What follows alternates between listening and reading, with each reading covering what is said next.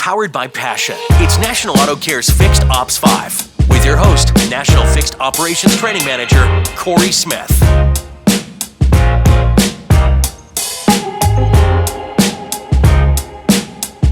Welcome to Fixed Ops 5. I'm your host, Corey Smith, National Fixed Operations Training Manager with National Auto Care. Today, I'm being joined by a few of the show's guests from last year's Fixed Ops 5. Episode 1, Ron Overs, welcome to the show. Episode 2, Joe Chambers, welcome. Episode 6, Jim Roach. How you doing, Jim? And episode 7, Russell Hill. Welcome to the episode. Thank you. From episode 8, Eric Howdegi. And episode 10 and 11, Sean Reyes. Sean, welcome. And episode 12, Kaylee Filio. And episode 13 and 14, Steve Apicella. And Corey Parker from season 2, episode 1. Welcome to this amazing podcast that we're going to put together. I want to thank you all for being a part of this episode and last year's episode. You were vital in the launch of NAC's podcast, Fixed Ops 5. So I want to personally thank you all for the amazing first year of this podcast and all the value that you bring to this amazing industry. So let's get started with this special show, Automotive Year in Review. So we'll start with ladies first. Kaylee, just remind everybody who you are and who you work for. So I'm Kaylee Filio. I work for Parts Edge. I'm the sales and marketing manager. I think I've owned the hashtag go-to parts girl. I want to be the go-to person for anything parts because that's what we focus on, and I love what I do. Excellent. So your first question is, do you think the parts back order will get better or worse as we progress forward? That is a great question. And a very broad question too, because I think it depends on where you are located. I think busier cities might be getting a little bit better for them compared to like the more rural areas. But it has to get better before it gets worse. I don't know. There's no really right answer to that. But what we're seeing is it is getting a little bit better, but it's still a struggle, and dealerships are busier than ever, and we're just got to keep up with it. Yeah, you're absolutely right. I mean, Joe and Eric, you guys work in the dealership on a daily basis. What are you guys feeling with the parts order issue? I'll be honest with you, it's rough. I just had a manufacturer tell me to expect a 50% fill rate. Wow. 50%. And they were proud of that. Actually, I'm sorry, I'm selling them short. It was 53%. But they were saying it was going to get a little rough in the coming months. So it's tough. Yeah, so I'm probably being a little too positive then. Yeah. I know. I love your positivity. Let's get more of that. I hope it becomes reality. Present expectations. You have expectations to meet on your end. I have expectations to meet on my end, and whether they're customer, manufacturers, ownership, employees, name it. It's an everyday thing. You have to be on top of those charts every single day. And Corey, how about you? You work in the independent dealerships. How do you feel about this whole parts back order? It's manufactured parts. You're ordering from, usually a couple of sources that is manufactured, where we deal with independent. So I have a lot broader spectrum. Wow. Okay. And Kaylee, could you give us something new and cutting edge that the parts department needs to be more productive? I was thinking about this, and it's there's a lot that we could do to be more productive. And I was, actually what came to mind is what Sean's doing at Recall Masters, because it's really unique in what they're doing and how it's a whole productiveness to that whole process of warranty, and also Revolution Parts, selling parts online is just, that's the goal here. Let's be more productive with our process. How can we be better and focus on parts really. Because when I thought about it, I'm like, no one really talks about parts really except for me. And so I talk about parts. I talk about parts. oh, good. You talk about parts. Good. Russell. So yeah, I guess, yeah, that's what I had to say. I mean, Sean, can you expound upon what she's talking about with what you guys do? Yeah, in fact, Kaylee and I and the team had a chance to meet out at NADA, and that's, again, the forefront of what we do. If we're on behalf of the dealer and the factory trying to reach out to consumers to get them into an authorized service center, you don't want to do that if you don't have parts available, right? Like, how annoyed would you be as a vehicle owner if you took the time to have to get out to a dealership, which is something that's always a challenge for the consumer to want to do, only to find out that they pulled you in and didn't have the parts to repair a very dangerous recall. So it's absolutely critical to operations today for the dealer. And can you give our listeners the state of recalls from 2021? Yeah, there's more and more to come. You know, it's odd because I did notice that numbers went down for 2021. And that's a good sign, you'd think, but considering we didn't really manufacture too many vehicles last year, you know, it's a little concerning to see that the numbers were still as large as they were. And it probably also has to do with the fact that NHTSA didn't complete as many investigations as in years past. And on the same token, the voluntary recalls, which many of you might call service bulletins or service notices, those shot through the roof. So it's clear that dealers are having to monitor those TSBs a little bit more closely, especially for off-brand vehicles that they're taking in on the lot at either trade-in or they're going to auction to look at those vehicles. And you just can't forget that there's dangerous recalls in those vehicles as well. Some of these things that we call service bulletins are actually where NHTSA recalls are born, so they can be very dangerous. All right. Yeah. I mean, again, Eric and Joe, you guys are on the front line in the dealership every day. Is what Sean's saying is what you guys are seeing at the dealership?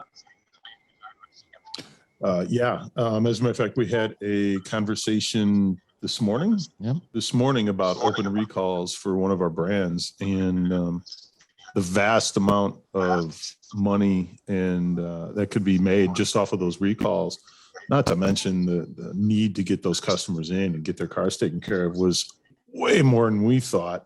And and our dealership's pretty on top of it. So I can't even imagine what it's like, you know, for folks that aren't paying attention to that. Being proactive with these recalls is huge. And number one is making sure that the manufacturer understands that you have a respect for the brand itself, and the customers will appreciate you being ahead of the curve and making sure that their cars are safe on the road.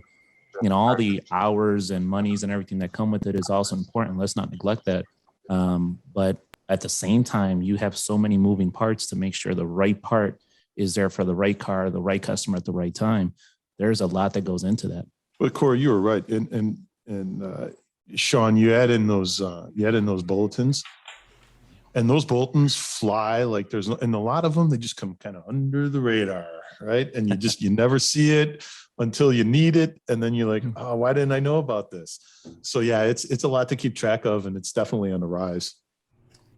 Yeah, that's interesting. And you guys get graded on that with your CSI scores, whether it's a recall or warranty work. I mean, fix right the first time is very important. And if you don't have the part to do that, that could be a CSI nightmare. And it always is. Eric, do you see dealerships doing more training than ever before because of hiring new people after the big layoff from COVID? Training is a big deal. We have to start. We started 4 years ago. Joe and myself came up with the program, and we were looking ahead. You know, in the next 4 to 5 years, we kind of seen the talent pool being lessened for us. So we said we have to start growing our own. So we got with the program. We started working on it. In our store, we train for the advisor side of the portion. We train every single Tuesday at 6:30 in the morning. There is no question, should I be there? Is there going to be the one you're there? And then as far as technicians, we have tech huddles every single day at 8:30 in the morning. It's mandatory. You have to be there, and we iron out some of the things. Sometimes we'll bring up technical service bulletins or troubles you might be having with the car. And those are small training sessions. A lot of people think, well, no, those are small shop orders. No, there's training involved with that, because a tech might raise their hand and say, I don't have the confidence with this car. I know I'm trained. I know on paper I'm good, but physically you're not. You have to be able to address that before it gets to the customer. And you're probably doing the same thing with the technician shortage too, right? Same exact thing. Even more so, probably. Even more so. We're taking advantage of any training we can get with the manufacturers. At any given point in time at our stores, we have several technicians out each week going to different training sessions. And because of the tech shortage, because of the, mass resignation, because of the people getting out of the industry, at our stores, we've got a fairly young technician base that we've been training up. And it can be a drain if you're not prepared for it. Fortunately, we are. But if you're not prepared for it, it can be a drain on your productivity, on your customer pay, on your customer experience. It can be a drain on it. It sounds really cool after it's being done and 4 years later, but the process itself is, there's sleepless nights involved, because you've got people working on big jobs or important jobs, and you're like, okay, it's tough. It's not easy. Yeah. And, Ron Over's Fixed Ops magazine, you have your hand all over this. You're probably advertising in the magazine of, training your teams, whether it's service advisors or technicians. What are you seeing in this whole world of fixed ops? Fixed ops is just evolving. It seems every year it just seems to get more integrated. More of the parts that you need to have to really run a service department well are gluing themselves together in a way that makes it easier now to have communication with your customer, right? Everybody's got some sort of a texting tool right now to communicate with their customers. They have some kind of setup to, confirm appointments. Just having an integrated approach so that you're not going at this piecemeal and finding out that you're not, really meeting your customers' needs. And, the big words in the business today, of course, everyone uses the word retention. But the word that really gets you is defection points. That's right. Right. So if you're not retaining them, you're providing them opportunities to defect from your business. And if they defect from your business, you've lost them, not just for service, for sales. You've probably lost them as a customer for a long, long time. And the goal now is to avoid defection. And by doing that, you do that by creating a customer experience. And I never use the word CX. It's a customer experience that when they're walking out the door, they're walking out the door pleased with the process, how it all went, pleased with how the vehicle was delivered back to them, the time frame it took, how they were treated, with what respect they were treated with throughout the whole process. So it's complicated, and you have to be really good at your job to do it very well. And it's fun with the magazine because we get an opportunity to publish 10 great stories every other month and find those pieces that can help you glue it together and make that all work. So it's a lot of fun. Yeah. And in regards to retention numbers, I mean, Jim, can you shed some light on the retention numbers and the customer experience? Sure, I'd be happy to. But first, Corey, let me just add in my happy anniversary and congratulations for these. The year flew by. Well done, sir. Please keep on doing it. Thank you.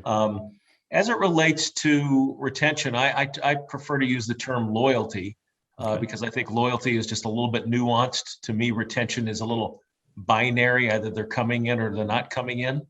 But since I began talking about this in 2014, we've seen some pretty good progress, but today it's a bit of a mixed bag.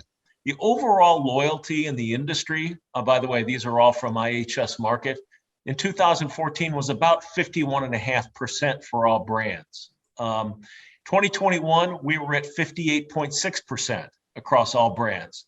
So a loyalty increase of about 7.1%, which is good. I mean, if you translate that into real dollars, that's billions and billions in additional revenue. So good news. But the reason I say mixed bag is because we've lost ground from 2020 to 2021. overall brand loyalty in 2020 was 61.7%. So we've actually gone backward 3.1% year over year, 2020 to 2021. So we've improved, but there's more work to be done, I think, would be the overall takeaway.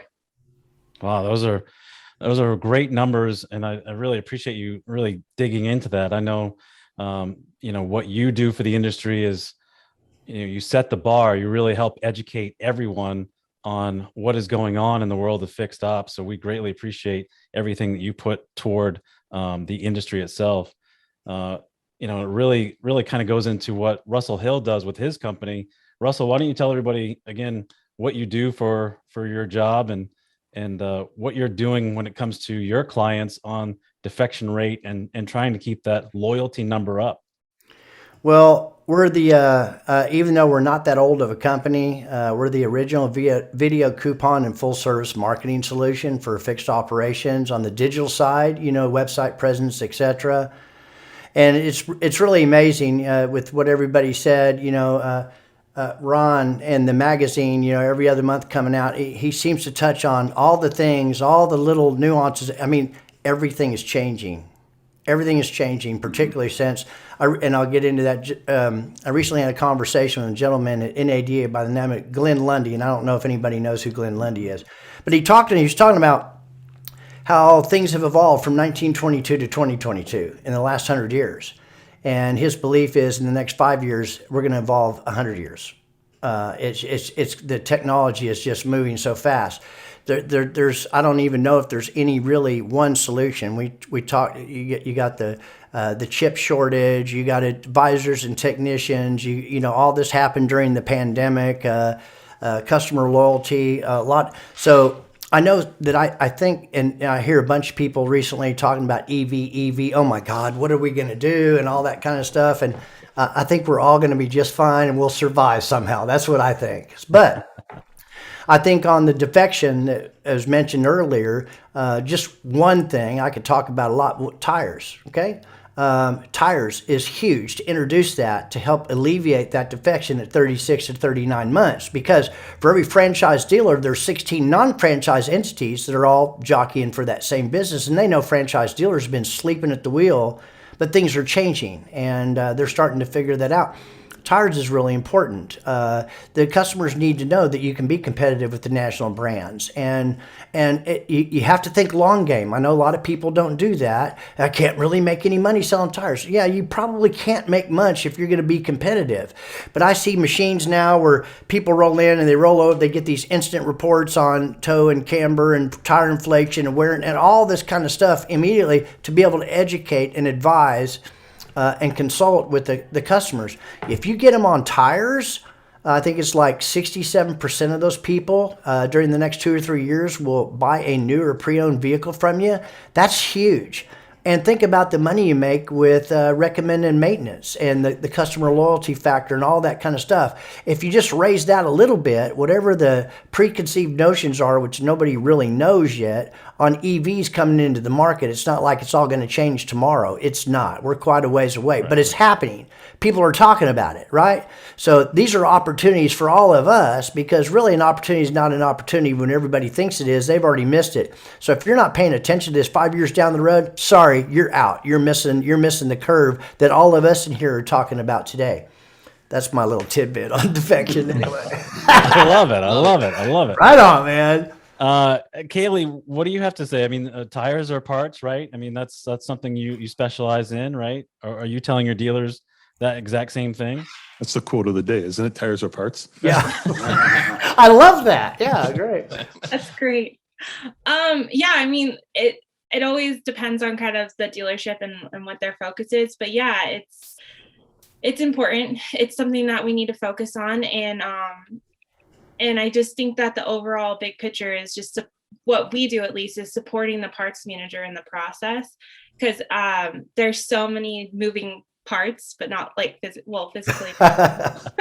The parts girl. But yeah, just basically supporting them in the process and just making sure that's efficient, and supporting all these different avenues and areas that we have to look at in the big picture. Recalls, tires, what's like, how can we grow? How can we evolve? And how can we be better servants to our customers? Right. Eric and Joe, you guys are dealing with this as well. The loyalty number, the defection rate, right? Tires. Or do you guys have a tire wall when a customer drives in? We have some displays. Yes, we don't have an actual wall at this store. Although I've been known to throw one or two up at some of the stores I'm at. Not at people publicly. No. I thought you said at people. Yeah, right. Throw Come tires. on. I just meant, but I mean, the tires are a huge defection point, and again, I mean, it's just going to get stronger and stronger because anything we can, really, just let's open our eyes here. Anything we can use to tie the customer to our dealership, to our store, to our facility is going to be a benefit. What's the downside in that? There isn't one. No matter what you do, you can't pick a downside. Well, I don't make enough money on tires. Well, guess what? Your people got to look a little bit harder at those cars, and you got to do some other things. And guess what? If you treat the customer right, they're going to come back and they're going to buy cars and they're going to do all. I mean, there's no bad point to keeping a customer at your store. And loyalty, I like the term loyalty. That was strong. Yeah, it's a good one, Appreciate Jim. that. That was very good. And one of the things that I'm very thankful for from being a kid is we've always been involved with wheels and tires. Car wasn't cool unless they had cool wheels and tires. So every time a car comes in, naturally my eyes are, well, how do the tires look? And what's important is it is so difficult with all the avenues of media that customers have at their hand to keep people within your house. And how crazy is it that some people think that tires are not profitable? Maybe not on paper, but I think overall with the amount of money that people spend on advertisement trying to keep people in the door, why wouldn't you want to keep everything under one umbrella? Exactly. That makes Well said, Eric. That's the only thing. That's the only thing I don't do at the dealer is tires. And there's our point right there. There it is. Exactly. But if they do defect, they go to Corey Parker in the independent world, right, And- Corey? And Corey will put on anybody's tires. Plenty of business for Corey out there, right? Yeah, and Corey's got to fight to keep his customers as well, right? I mean, you got to fight to keep your customers at your store, whether it's a Burger King or a Cadillac dealership. Joe, dealership training when it comes to management, what would you want for ongoing training for your leadership team to really hold, to get them through, this new wave of new employees? Yeah, Corey, that's hard, right? Because first of all, I think I'm fortunate because we started training our managers before they were managers. We started training our managers when they were advisors, and we started training our advisors before they were advisors, when they were porters or whatever. So we really bring our people up in our culture, in our system, and it allows us the time to invest in them, because you have to invest in your people. You have to take care of that training. We do train. We train weekly. We have quarterly meetings where we really dig into the numbers for the quarter. We go out, we have events, we do all of those things. But at the end of the day, the one thing we teach is culture. And we need to make sure that people are on the same page, that they believe in the beliefs of our store, that we're making smart hires, and that they're part of a bigger team. And being part of that bigger team is really, really helped us kind of grow our management team. And I'm blessed with a very, very good management team at these stores and some of our other stores in other areas, markets as well. How many stores do you oversee, Joe? Right now I'm at 7. Okay. I'm at 7, helping out with some others. Awesome. Big responsibility. And it's huge. And it's to hold those leadership and those managers accountable.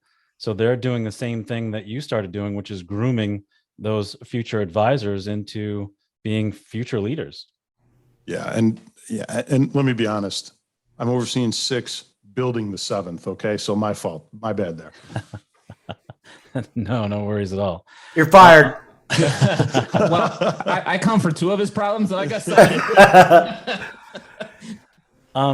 Jim, what else are you seeing out there in the industry that, like kind of what Ron was talking about, and even Russell about the EVs are coming, right? And we've all talked about it. I mean, we're years away from it really being true, but what else is out there that you're seeing that we should be really paying attention to? Yeah, thank you. As said, I think that we're going to go through a tremendous amount of change in the industry in a very short period of time. But the things that are, I think, immediately interesting, Corey, number one, what we've seen in all of the numbers over the last 6 or 7 years on the dealer side is a deceleration of growth in customer pay and an acceleration of growth in warranty. Probably not surprising because we're putting more and more technology into the vehicles and the component costs are higher.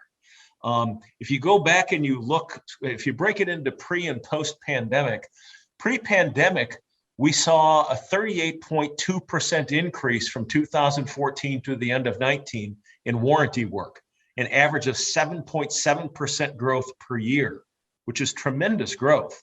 If you compare that in 2019, overall customer pay growth was 1.3%. So we're seeing that acceleration of warranty. And so look at post-pandemic, I think that we'll continue to see an acceleration of warranty work through the end of 2025, probably another 30%, which is really interesting. Here's an interesting stat. So all of the OEMs are public companies, right? And as public companies, what they have to do is they have to publish their financials.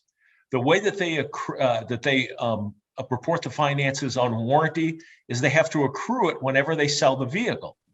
Well, if you look in 2020, when the manufacturers collectively sold 17% fewer cars, their warranty accrual was increased 4% year over year. So wrap your head around that a second. Sold 17% fewer cars, but the warranty accrual increased by 4%. So don't believe me, they think they're going to break. So we're going to see an increase in warranty work. Sounds but like the some other thing that we don't touch on, we talk a lot about loyalty as we should and getting our share of customer, but it is going to be increasingly difficult to hold gross in the service side of the business because the competition is heating up.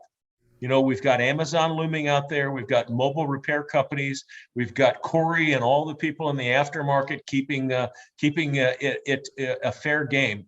So I think one of the other things that we have to pay attention to going forward are embracing technologies that optimize profitability, right? So if you didn't add another customer over the next 5 years, but you doubled your gross, your profitability would be the same. And keep in mind, we always have to, we tend to focus on customer and revenue growth, but the reason we're all in it is profitability, right? Not for revenue, it's the percentage of revenue that we get to keep. So I think a really important component of the game over the next couple of years will be looking at business process optimization and how we continue to leverage technology to do that. So I think those are two things to keep our eyes on. Well, I love that. Jim, I love those numbers, buddy. I don't know how you amassed all that, but that's some pretty incredible stuff. It causes you to think. It's a nice way of saying, wow, this guy doesn't have any life. He reads a lot. No. We need people like you. Yeah. So talking about reading, maybe it was in Fixed Ops magazine. I read. I'm trying to keep up and supercharge my EV thoughts, but I understand that EVs go through a lot of them. Are very, very powerful, low profile. They churn through tires. Yep. Mm-hmm. And that's I'm just saying tires is a good game to get into. Yeah, especially coming with the EVs. Yes, especially with the EVs. Well, I did not know that. I learned something new from Russell Hill. Thanks. Yeah, we just solved the whole world's problems right here today. I mean, really. Now, Thanks for weekend off, everybody. Now, from National Auto Care's perspective, we do ancillary products, right? So I've always had this, call it a pipe dream, to selling service contracts in the drive, which helps with that loyalty number and helps the customer when they do have a major repair, when they didn't buy it from the F&I department, that they are protected. And I still haven't been able to really get, is it the advisor that can really sell this to the customer? Is it through an app like Steve Apicella has? Do you guys think that that's valid? Do you think it's just a pipe dream? I think it's extremely valid. It's gold. Okay. If you can sell that in the drive, it's gold. It has to be easy though, right, Joe? Yeah, I mean, I has was to just be gonna say, yeah. the trick is it's got to be easy. If it's not easy, it's not going to happen. That's why people don't sell tires, because it's not easy. Right. If it's easy and you make it easy, you make it a solid process, you'll sell it and it'll be golden. And it has to not only be, we said the word earlier, it has to be profitable for the person selling. Yep. Yeah. When we dig into it, easy is one. It's definitely, I couldn't pick between one and the other, but it has to have profit for the person who is selling. Yeah, there's got to be. I mean, what's in it for me? I mean, that's got to happen for sure. Yeah. So let me ask this question. That's a great topic. So I don't know what penetration is on extended warranties when people buy a newer pre-owned vehicle. Let's just say it's 70%. Okay. That means 30% don't have extended warranties. They get close to the end of whether it's new or let's say a new one, they get close to the end of the 36 or 39 months to be able to offer something like that. Because right now, all I see dealerships offer is Dignify and Sunbit to cover that $4,000 repair. Mm-hmm. Why not an extended warranty at that time? Well, Russell, I just got a call today for an extended warranty on my cell phone. Did you buy it? Russell's hanging up the phone. It was great. I picked up the phone and I said, "You're calling from the dealership?" And they said, "Yes." I said, "I run the dealership." And gone. How do you get my name and number? That's funny. All right, so good. I'm glad it at least has some legs. So I'm going to continue to keep knocking on that door. We're getting close to our time together, but normally at this time of the podcast, we kind of talk about 3 takeaways from this episode. But what I'd like to do is just kind of go around and get your one big thing that you're looking forward to in 2021. And we'll start again with ladies first, Kaylee Filio. Man, why do you have to start with me? Because you're a lady. Oh, it's very polite. So the biggest thing in 2022, is that what you were saying? Like what? Yeah. Sorry. I would have to say, I think the tire sales, EV and how we're all going to evolve into this, just the change of everything that's shifting right now. I think there's this new focus on fixed ops. I really feel it. And I think I'm excited to see what we can all make of it, and what's going to happen with everything. Perfect. Well said. How about you, Sean? I think the theme for this year is going to be collaboration.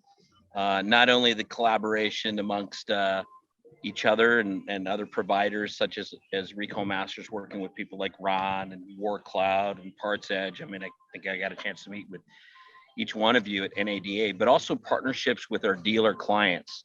It's more important to crawl into the business and really understand their pains so that you can help them realize the gains. And those kinds of partnerships are going to be critical, because dealers are going to struggle and they're going to look for true partnerships. Who's putting skin in the game to help me solve our crisis or help me realize profitability and potential.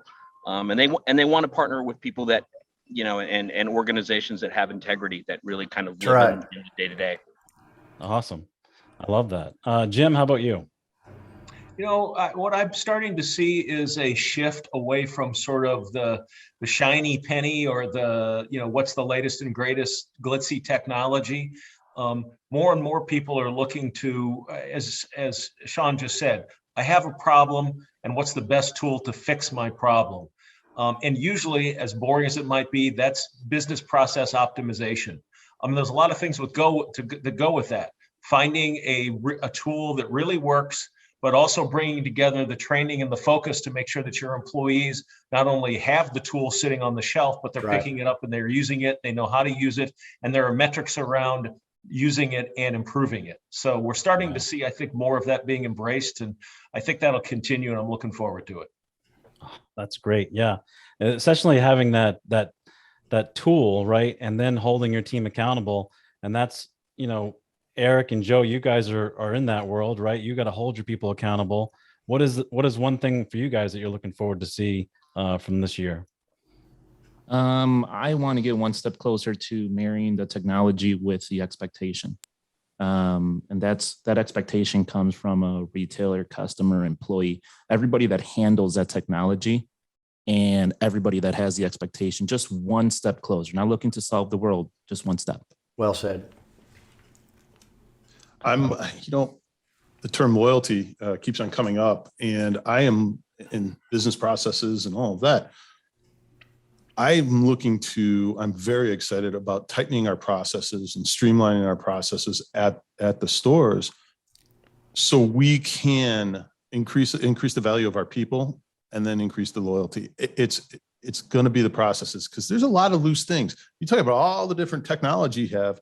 I think if we can streamline our processes in line with the technology, it'll just create a much better environment for both the employees and the customers. I mean, that's really what I want to do. I want to streamline those processes.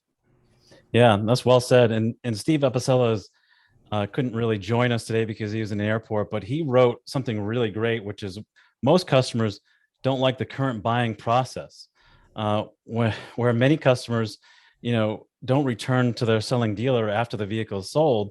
There is plenty of room for their growth, right? So we can refine every single process but if we don't have a way to communicate to keep them coming back and so they don't have that struggle and that loyalty beyond just one transaction, and Steve really has a great there he is. Steve. He's on a plane.